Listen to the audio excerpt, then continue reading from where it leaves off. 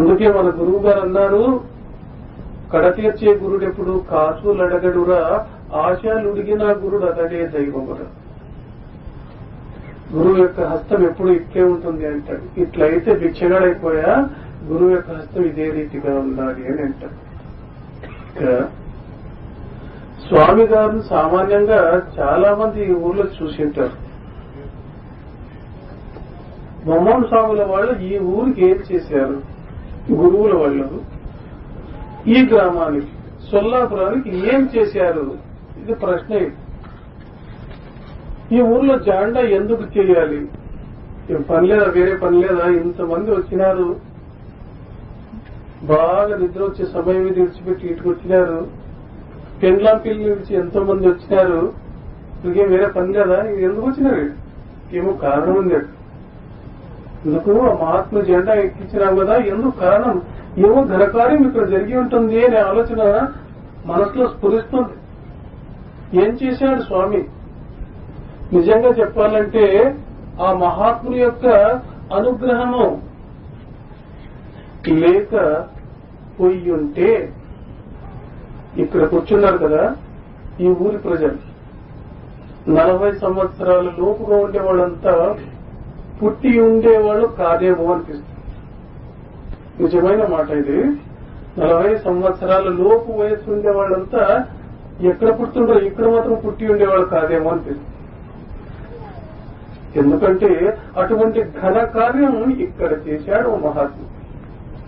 చూడండి ఎలా జరిగింది ఈ సందర్భం అంటే, ఒకప్పుడు వేమన గారి వంశీయుడు ఈ ప్రాంతానికి వచ్చాడు. ఇది మొదలైన నీళ్ళని ప్రాంతంలోనే ఫేమస్ అయిపోయింది. అనంతపురం జిల్లాలోనే ఫేమస్ అట్లే ఇక్కడ నీళ్ళ దొరకవని. ఆయన వచ్చి ఎవరు కూడా నీళ్లు అడిగినాడంట, తిట్టినారు కదా, మాకే తాగట్లేదు, పైన వచ్చింది నీళ్ళు ఇవ్వాలంట. ఆయన పాలు అడగలేదు, మజ్జిగ అడగలేదు, అన్నం అడగలేదు, నీళ్లు అడిగినాడు. వీళ్ళు అన్నం అడిగినా ఇస్తారు, పాలు అడిగినా ఇస్తారు, మజ్జిగ అడిగినా ఇస్తారు, నీళ్లు అడిగితే ఇచ్చేలేదు. ఎందుకంటే నీళ్ళకంత లోటు ఇక్కడ. పద పద పద అని 4-5 ఇండ్లకు పోయినాడు ఆయన. పద చాలా బాధ అయింది. ఆయన బాధపడుతూ ఇట్లే కడికలిపోయినాయంట. అక్కడ స్వామి గారు జమీదారు ఉద్యోగం చేస్తుంటే, పోలీస్ డిపార్ట్మెంట్ లో ఉద్యోగం చేస్తుంటే, ఎవరో మహాత్ముడు వచ్చినాడని చెప్పి స్వామి రాండి అని చెప్పి కుర్చీలో కూర్చోబెట్టి పాలు తెప్పించి ఇచ్చినారు. లేదు నాకు నీళ్లు కావాలంటే నీళ్లు ఎక్కించి, స్వామి ఎక్కడి నుంచి వస్తున్నారు ఏమని ప్రశ్న జరిగింది. లేదది సొల్లాపురం నుంచి వస్తున్నాను. అక్కడ ఉండేవాళ్ళు మూర్ఖులు, పనికిరాని వాళ్ళు. అయ్యో అయ్యో, ఎందుకంటే స్వామి గారు అనేవాళ్ళు సొల్లాపురం నాకు పుట్టినిల్లు అనేవాళ్ళు. అంటే చాలా సార్లు వస్తుండ్రే. పంపడి వాళ్ళకి తెలుసు, పంపడి వాళ్ళు వెంటే ఉంటుంటారు చాలా సార్లు, 15 రోజులు 20 రోజులు, ఈ నెలకు 2-3 సార్లు వస్తుంటారు.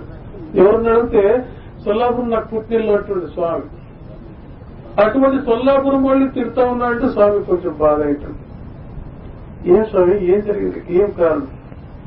నీళ్ళు అడిగితే తప్ప నీళ్ళు ఇవ్వలేదు. ఏమో పాపం, క్షమించండి పాపం. ఎవరు ఆ నాయకులు ఆ రీతిగా తింటారు, క్షమించండి.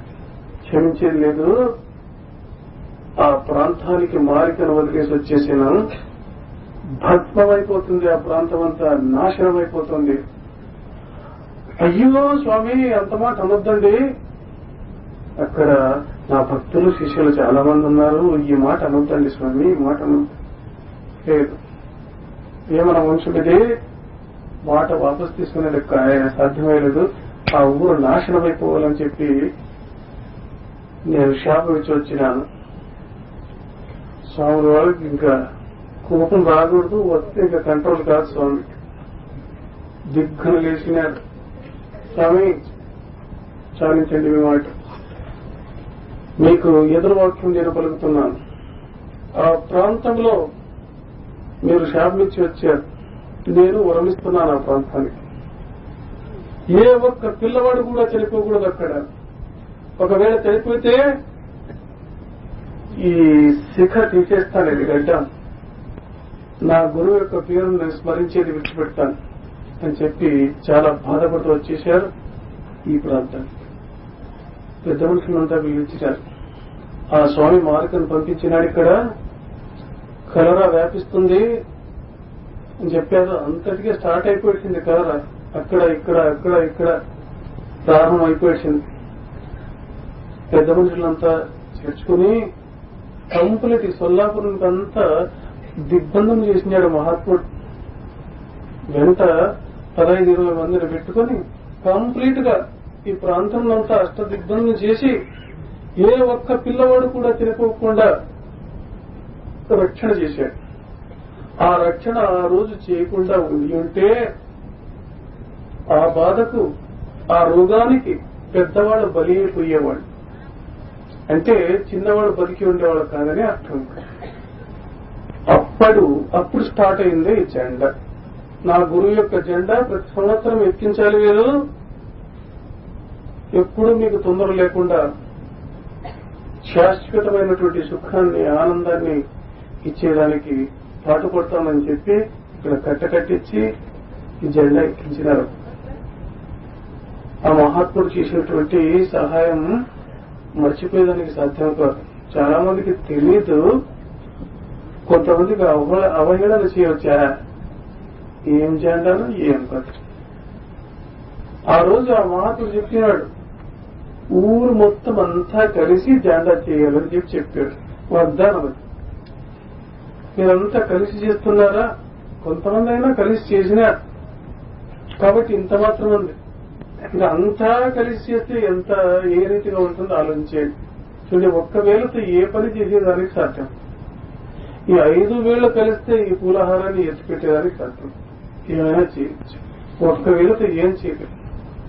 అదే రీతిగా ఊరంతా కలిస్తే ఏమైనా కార్యం సాధించవచ్చు. ఐక్యమత్యమే బలం అన్నారు. యూనిటీ స్ట్రెంత్ అన్నారు. ప్రతి సంవత్సరము ఇది ఒక సంప్రదాయం పెట్టుకోవాలి. ప్రతి సంవత్సరము జెండా చేయాలని చెప్పి విజృంభణంగా చేస్తే ఆ గురువు యొక్క ఆశీర్వాదం మీ పైన ఉంటుంది. ఆ కృపా కటాక్షాల చేత భౌతికమైనటువంటి బాధలు దూరమై మీకు తాత్కాలికమైనటువంటి మనశ్శాంతి లభిస్తుంది. నిత్యమైన శాశ్వతమైన శాంతి లభించాలంటే గురువు యొక్క అనుగ్రహమే కావాలి. ఈ లౌకికమైనటువంటి బాధలు లేకుండా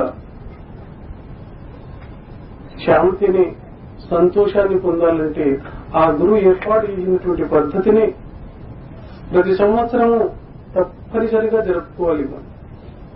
ఎందుకంటే అటువంటి ఉపకారము మీ గ్రామానికి చేశాడు.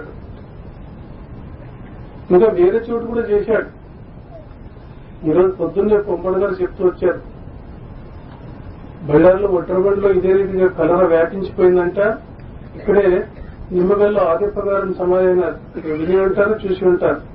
వాళ్ళు బళ్ళారిలో తన శిష్యుల చేత సామాన్లు ఎత్తించుకుని వస్తున్నారంట. స్వామి గారు ఎదురొచ్చారు.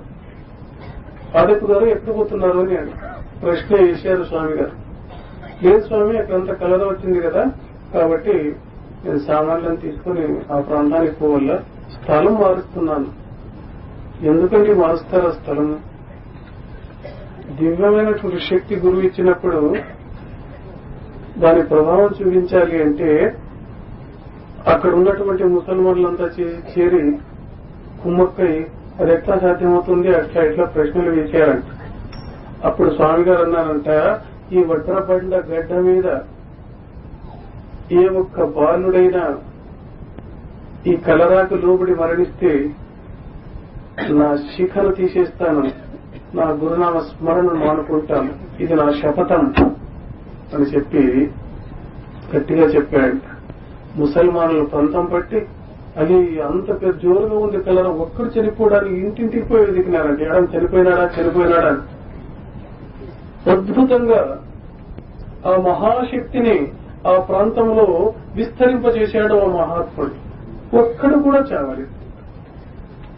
అటువంటి ఘనకార్యమే ఈ గ్రామానికి చేశారు. కాబట్టి మనం అంతా రుణపడి ఉండాలి. ఎంతవరకు రుణపడి ఉన్నామో మనమే అర్థం చేసుకోవాలి. ఒకప్పుడు చేసినటువంటి సహాయాన్ని మనం ఈ రోజు ఎగతాళి కింద లెక్కేస్తున్నాం, నవ్వులాటి కింద మార్చుకుంటున్నాం. తప్పు. తెలియనప్పుడు తెలిసినటువంటి వాడిని అడిగి తెలుసుకోవాల్సి ఉంటుంది. అందువల్ల ఈ కార్యక్రమాన్ని మీరంతా కలిసి, ఇది మన ఊరికి సంబంధించింది, మనమంతా ఈరోజు పండుగ రీతిగా చేసుకోవాలి, మన పని ఈ రీతిగా చేసుకుంటే తప్ప గురువు యొక్క అనుగ్రహం మనకు కలగదు. మనమంతా కలిసి ఈ కార్యక్రమాన్ని చేసుకోవాలి, ఇది మన పని, మన కార్యము అని ఐకమత్యంతో చేసుకున్న నాడే గురువు యొక్క సంపూర్ణమైనటువంటి ఆశీర్వాదం మన పైన ఉంటుంది.